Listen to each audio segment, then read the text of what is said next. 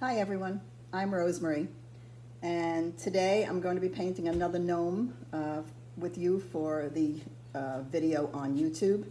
I have a lot of gnomes already up on YouTube, but every time I do it differently, I have to do another video for it because there are people who have purchased kits from me who want to follow along. So this is the gnome that we're going to be doing today. I call him my Patriotic gnome.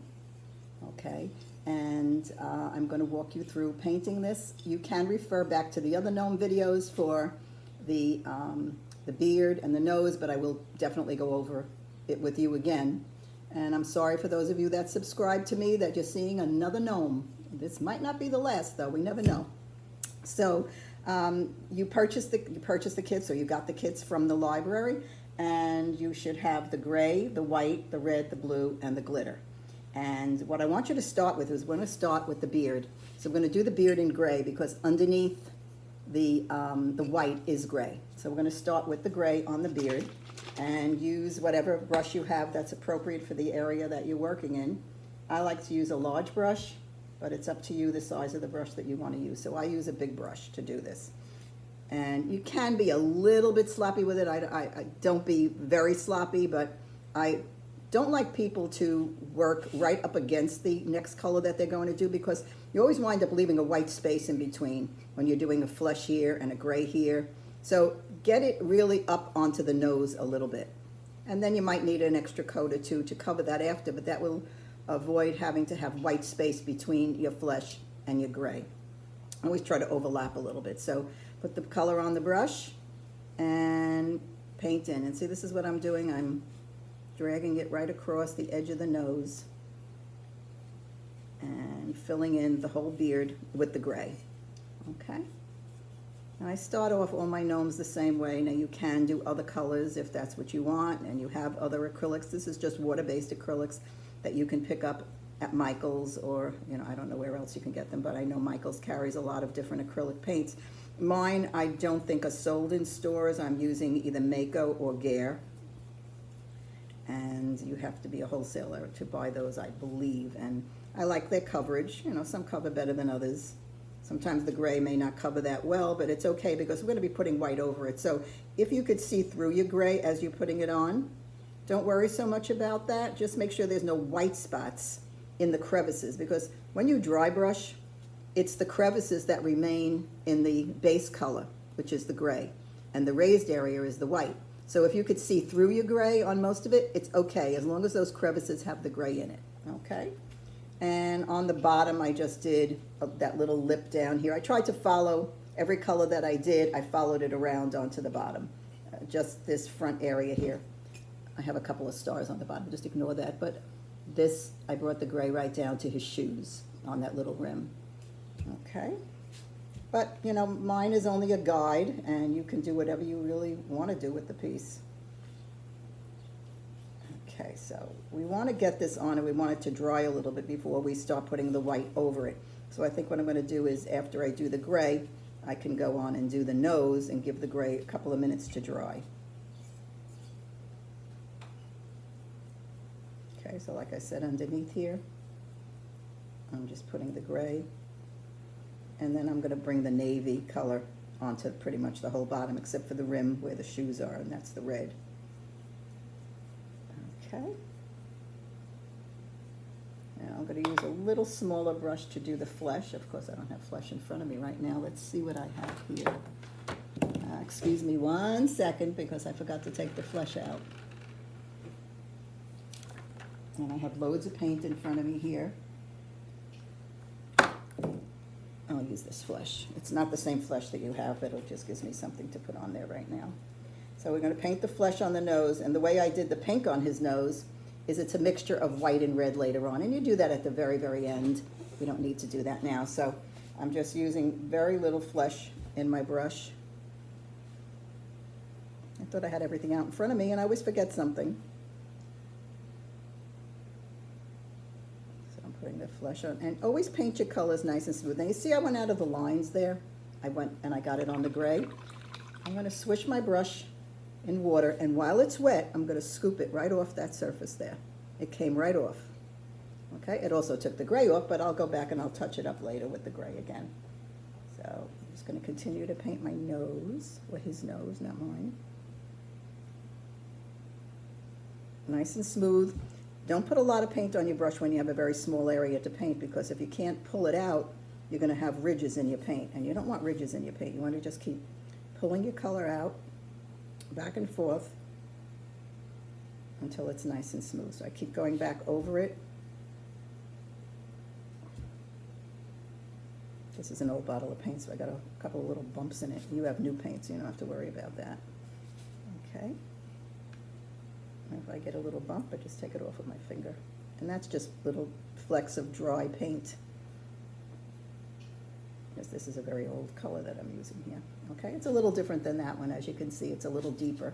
So now, always swish your brushes in water. Don't bang them in the bottom of the bowls. And lay them across the top until you can take them to the sink and wash them. And that's the flesh. So now I'm going to go back with the white. And the white you're going to use very, very, very little. And you can use your big brush again for the white. I didn't even wash mine. I'm just taking the gray out on the paper towel. Okay, so when you dry brush, you pick up a little bit of paint in your brush and you wipe it out on the paper towel. Both sides, go back and forth.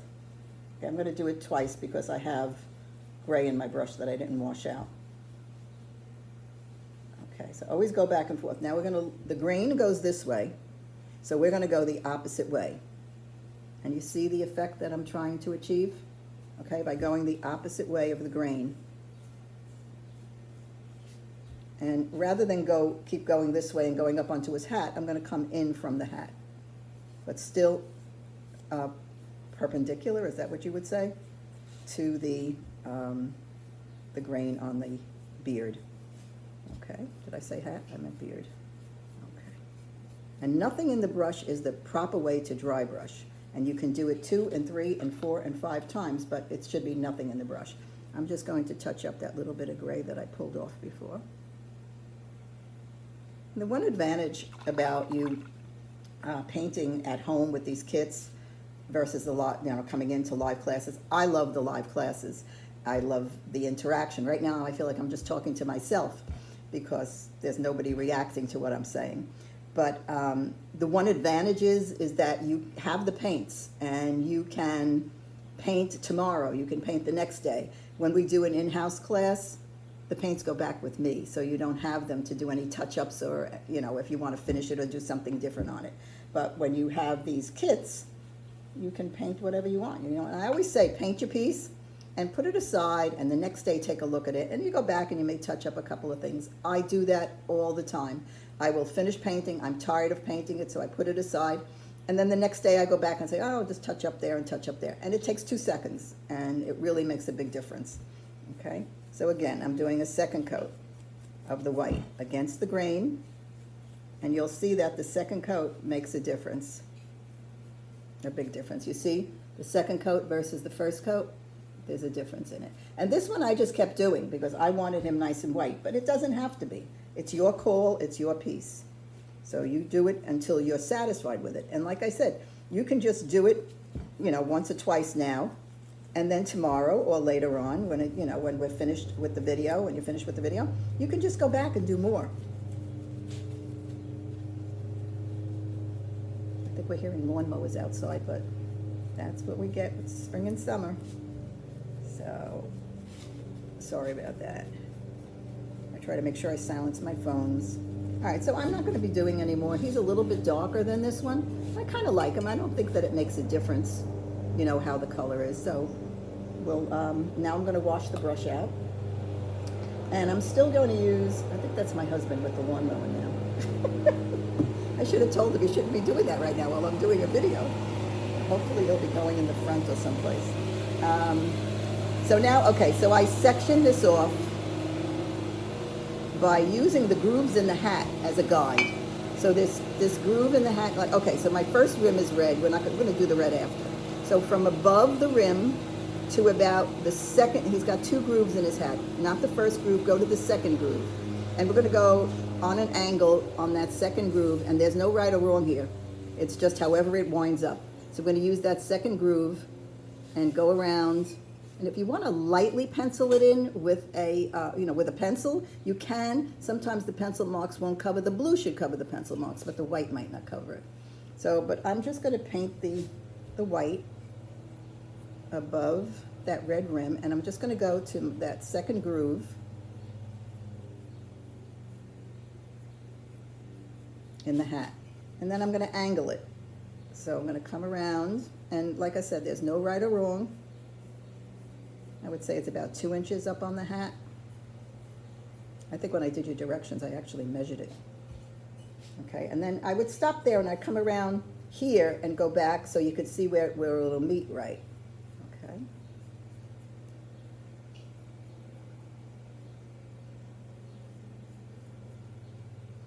Now I may move a lot faster than your painting, but with the video you can stop it and you could go back and take a look at it again. So, okay, so you see now I'm very high here, but over here when I ended on the other side, I'm very low. So now that's where I'm going to angle. I'm just going to angle it up into it. That's why I work both sides. And wherever it ends, it ends. Okay, now can you see that? Can you see where I painted the white? And I used the groove there to follow it around. And then I used the front groove, which is much higher, but then I angled it down to meet the lower groove on the other side. Okay, so it's just a little guide. And like I said, there's no right or wrong. Wherever it ends up, it ends up.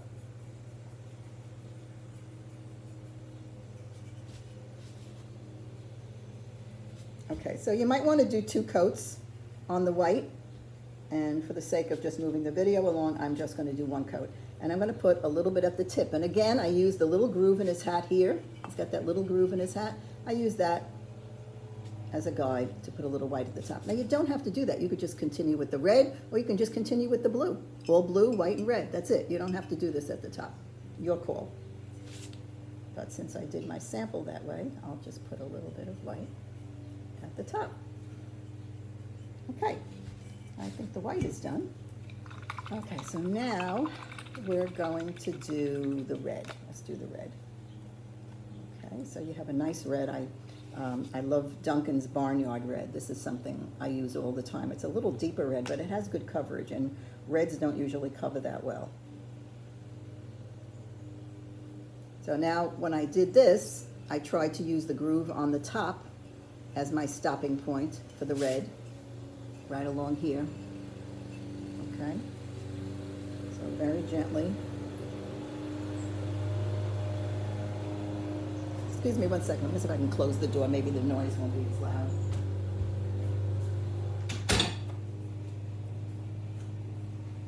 Thank you. Okay, so yeah, use that groove there. And so I don't try to do top and bottom at the same time. I'll go around and do the whole top part first. And then I'll turn him upside down and do what meets his beard and his nose and do that area. Because to do it from here, it's very hard to judge how far down you should go. So do the top area first, or the bottom area first, but whichever, do them separately. This way you don't make a mess all over his nose. You see what I'm saying? I'm not doing the bottom part where it meets his nose or his beard yet. I'm just going around and doing the top edge.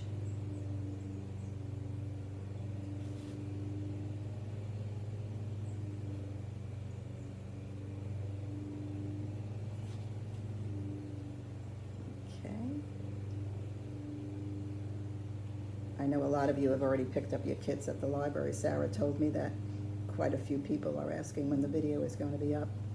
So as soon as I finish recording this, I will post it on YouTube. But YouTube does take a while to download it. Okay, so now that top part I did. So now I'm going to turn him upside down, and now you can really see all the spots, the whole area that I didn't get. And it's so much easier when you do that, because this way you can't tell how much you still have to paint, but this way you really can see it.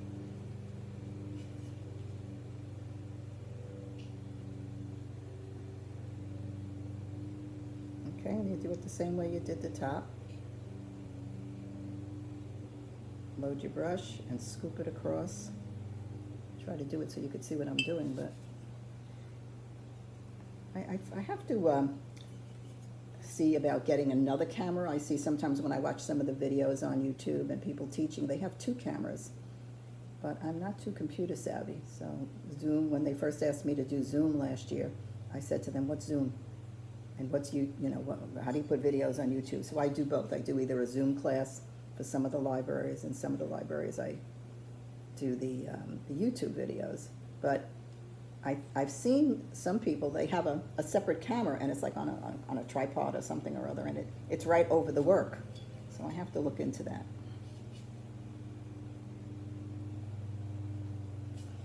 Okay. I'm not going to be as neat as you should be. I'm just kind of trying to get through this just to give you the instructions, but you can take your time.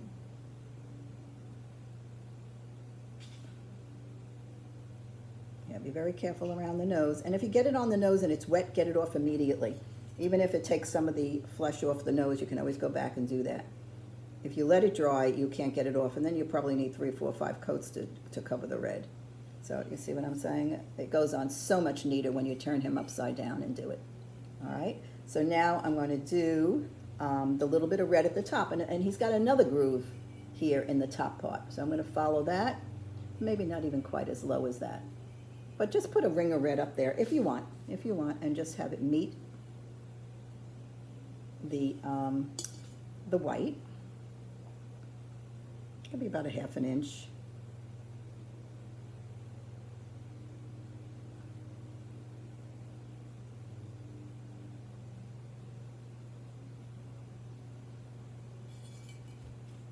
Now on the directions, did I tell you to have a toothpick? Yeah, I did. I have to grab myself a toothpick too. Boy, I didn't get too organized today, did I? I was in such a hurry to get this done. I know a lot of you were anxious to start painting. Okay, so I did a little section up here, and you see how great it covers. Look at the red, how that red covers. It covers beautifully. Some of the other companies' reds, you need 3, 4 coats to get some good coverage. So, okay, so I did that. So now I'm going to do his shoes. And I followed on the shoes. I also did the same thing I did on the gray. I just did that bottom ridge under the shoe in the red also.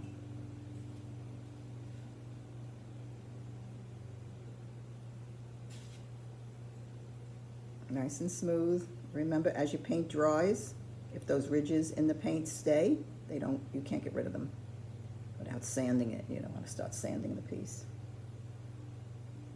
So just do that little rim underneath one shoe, and now I'll do the other shoe.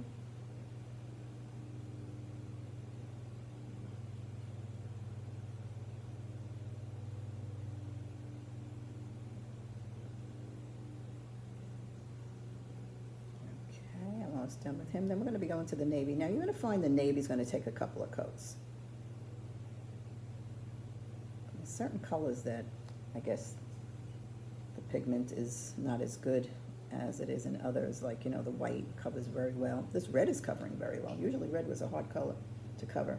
And I see a little spot. So like I said, when you go back, you double check, you just spot check it and go around, and if you see an area that is too light, you just put a little bit more paint on it. Okay. All righty. Now we're going to get that out of the brush, and we're going to do the navy blue.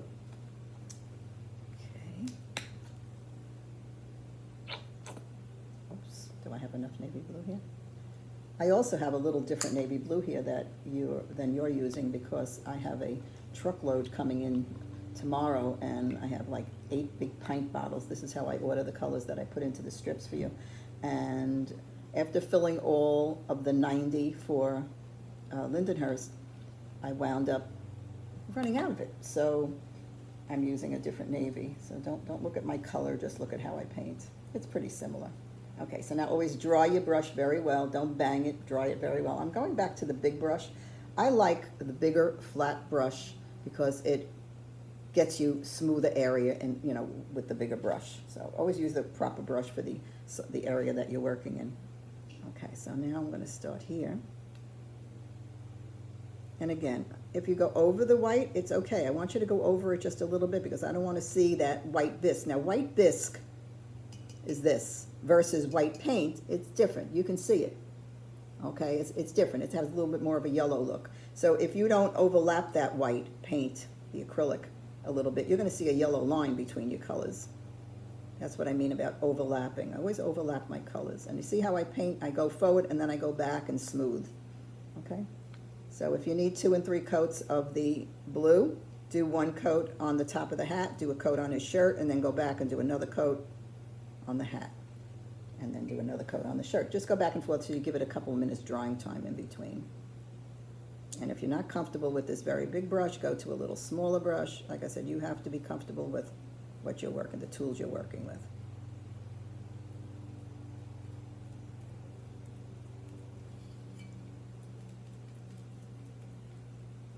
Okay, you see the nice edge? I mean, I get a pretty good edge with that big brush. But that's the reason on some of the area I used a toothpick and I put stitches in. Now I didn't do it separating the blue and the white, but you can. You could put red stitches there. I did blue stitches down here. You could do red stitches here. I'll go over it with you. I just have to go get myself a toothpick.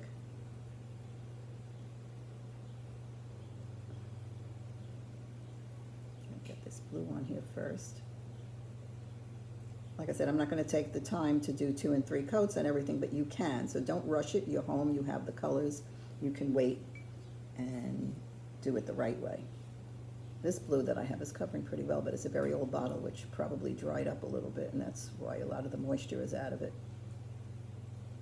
With the newer products, you usually get a little more water in them.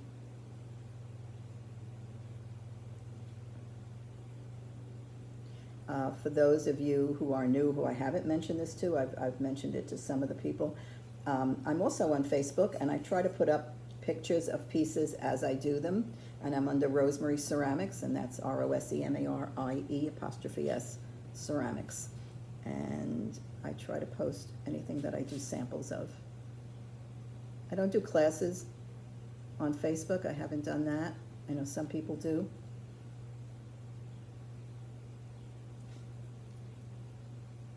I do mostly, I do the kits, and then some libraries want, like I said, a Zoom class, so I do some Zoom classes. Every library is different, handles it differently, so. And I went up onto the red, and I went up a little bit more than I wanted to, but it's okay. I mean, like I said, it covered it. I don't have to worry about it. It covered it. So now I've got the blue on there. I'm going to go down, and I'm going to do the blue on the shirt. Now when I do the blue on the shirt, I'm going to do the whole bottom.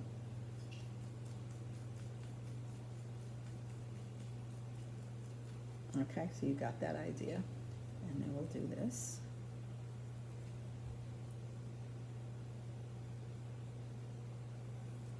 See, and I use that edge of this big brush. And I just scoop it right across. Now, there might be some areas that you have to use a smaller brush. So I will pull in the color as best I can, and then I'll go back, like where it's around the shoe there, I'll go back with a smaller brush and put that in. Like I said, I like the big brush because I feel like it keeps your paints nice and smooth.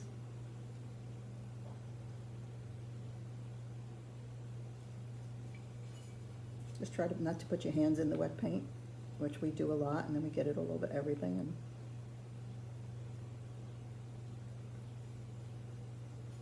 nice and smooth. Yeah, so I'm probably going to go with the smaller brush here, especially in between the shoe and the beard here. I'm never going to use that big brush in there.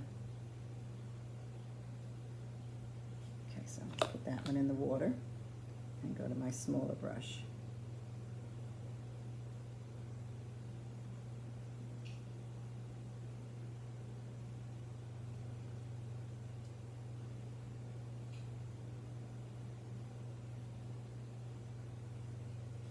Fix that side. I see the blue on the top is still wet, so I'm trying not to touch it.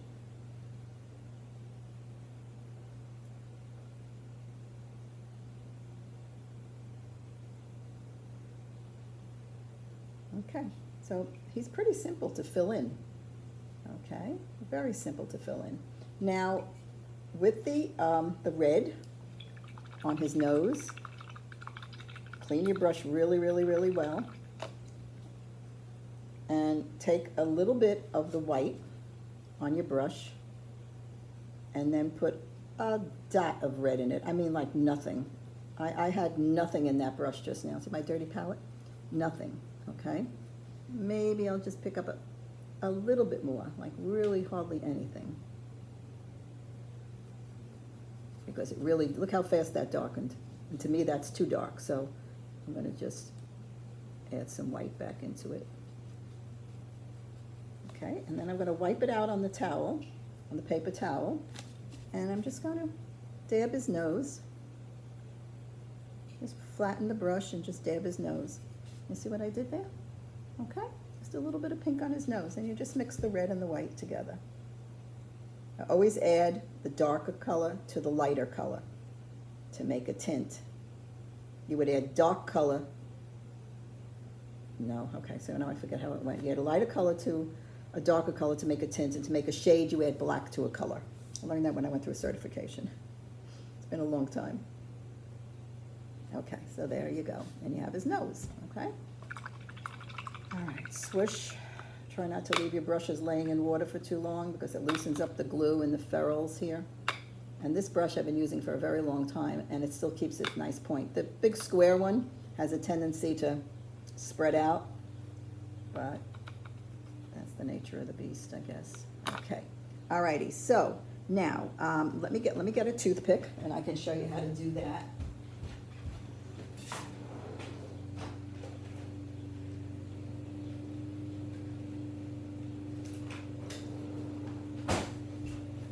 Okay, so with the red, you can do, I didn't do it on this one, but I'm going to separate the white and the blue first. So just pick up a little color on your toothpick. It has to be a round toothpick, not a flat one.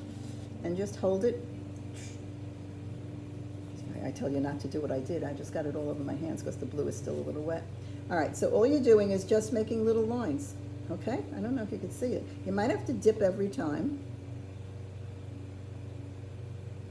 Now, can you see those little lines that I just put on there? The toothpick does that. I think this is so ingenious.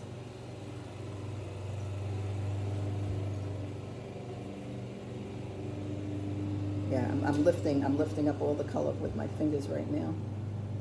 Okay, so I'm not going to go all the way around. I just wanted to give you an idea of how I did it.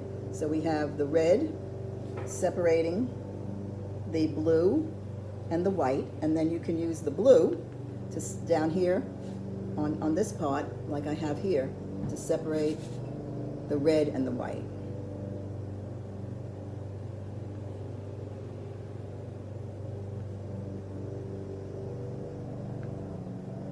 And I know it may feel like I'm rushing, but I know that you can stop this video and you could take your time and do it. Do not rush. Anything that is worth you're doing is worth taking your time on. Okay, you see the little blue ones I did there? And I like the red on this one. I didn't do it on this one, but I did it on this one. And then you can also do the same thing up at the top. Okay? All right, and now with the back end of your brush, you can do the blue dots on his shoes. See the dots on his shoes? So I even have a red towel underneath just to be patriotic. Okay, so with the blue, you dip, you dot, you dip, you dot. Don't put them too close together. Like I try to do a triangle. All right, so you do two and you do one below it, in between the two. So they're not right on top of each other. You can do that for most of it. One there, and then one there, one there. So they're kind of staggered, the dots. Okay, you have that? See what I did there? I staggered them. All right, and you do that on the other side too. Okay, so I'll just do the one for now. And I just smeared all my dots on the top. That's why I said you really have to let it dry. I smeared my toothpick lines. Okay, all right, now you have your stars. And your stars are just peel and stick, and you put them wherever you would like to put them, very gently. You might need your toothpick to lift them up, or if you have good nails. Come on. There you go. If you bend the paper, it lifts them up, because then you can lift it right up off the edge. There we go. And just place them wherever you'd like to place them, and again, stagger them. See how I did here? I did one here, one here, one here, one here. I stagger them so that they're not right above each other, like two and then one, almost like in a triangle shape. So you do two and then you do one below it in between the two. And you have to ad-lib a little bit along the way. All right, so then you can put your stars on, and I put the white stars on the blue, and I put the blue stars on the white. Now, I'm not going to do the rest of them. I know you get the idea of how to do that. The glitter, I didn't put over the whole hat. That's your choice. You can do that. I like some areas to have a contrast, so I left this more dull. I mean, you can spray your piece. You can spray your piece with a Krylon spray. I use matte when I do that. You can get that in Michael's. Amazon has it. I know Amazon is more expensive. Or a liquid, if you don't want to spray and you have to spray outside, a liquid paint-on sealer that comes in a jar, and it'll say, you know, clear sealer, and they have it in matte and they have it in gloss. So you can also do that on the entire piece. But I sprayed it with the matte spray first, and then I put glitter just over where the stars are, because the glitter has glue in it. So when you put that on, it will help hold the stars down, because I think the stars will peel in time. I have one of them lifting a little bit on a corner. I might not have gotten enough glue underneath there. But you see what I did? I have glitter just on the blue and the white. Now you can do it elsewhere if you want. It's up to you. Okay, it's up to where you want to put the glitter. You can put it on his shoes if you want. I didn't do any on the back. The back is just plain. Okay, so that's about it. That's about it. And like I said, I appreciate all of you taking this class. I hope you enjoy painting your patriotic gnome. He's been very, very, very popular. Out of all the gnomes that I've done, he's probably been the most popular one of all. So you all have on my directions, you have my email. So if you want to send me a picture of your finished gnome, you have any questions, you want me to send you a picture, you know, other than the YouTube video, I can email you a picture. So stay in touch. Take a look at my Facebook page under Rosemary Ceramics, and you can see a lot of the pieces that I do from time to time. And I mean, if the library is not going to be doing a lot of classes, I have people coming to my house and picking up kits. So if there's anything you're interested in, you let me know, and I will try to accommodate you. So I want to thank you all so much.